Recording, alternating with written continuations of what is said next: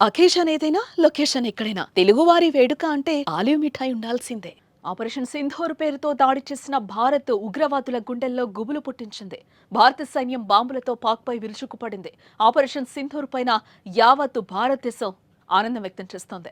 పహల్గాం ఉగ్రదాడికి ప్రతీకారంగా భారత్ త్రివిధ దళాలు పాక్లోని ఉగ్ర స్థావరాలపై దాడి చేయటాన్ని అందరూ కొనియాడుతున్నారు, సంబరాలు జరుపుకుంటున్నారు. ప్రధాని నరేంద్ర మోదీ తీసుకున్న సాహసోపేతమైన నిర్ణయం ఇదని, దీని ద్వారా ప్రపంచానికి కూడా భారత్ సత్తా తెలిసిందని అంటున్నారు.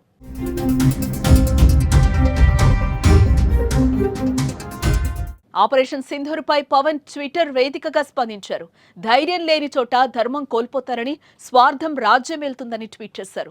దశాబ్దాల సహనం చాలాసేపు నిశ్శబ్దాన్ని భరించిన తర్వాత ఆపరేషన్ సింధూర్ ద్వారా భారతదేశం మొత్తాన్ని మళ్లీ శౌర్య స్ఫూర్తితో నింపిన త్రివిధ సైన్యాల ధైర్య నాయకత్వానికి, వారికి అండగా నిలిచిన ప్రధానమంత్రి నరేంద్ర మోదీకి హృదయపూర్వక ధన్యవాదాలు.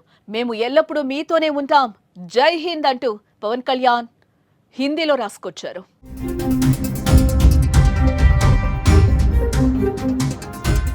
ట్వీట్ అనంతరం హైదరాబాద్లో నిర్వహించిన మీడియా సమావేశంలో ఆయన మాట్లాడారు. ప్రధాని మోదీ నిర్ణయానికి తామంతా కట్టుబడి ఉంటామని చెప్పారు.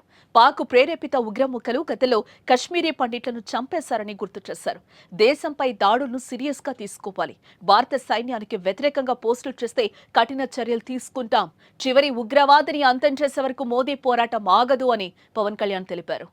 అది నిన్న రాత్రి జరగటం, ఇలాంటి సమయంలో దాదాపు 9 ప్రాంతాల్లో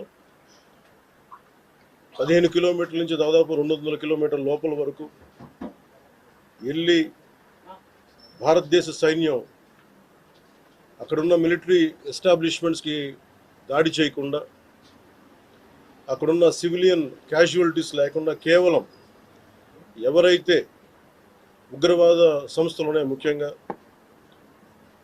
ఈ 3 సంస్థల మీద ప్రత్యేకించి దాడులు జరపడం, వాటిని ధ్వంసం చేయడం నిజంగా ఇది భారతదేశం ప్రతి ఒక్కరూ హర్షించదగ్గ విషయం.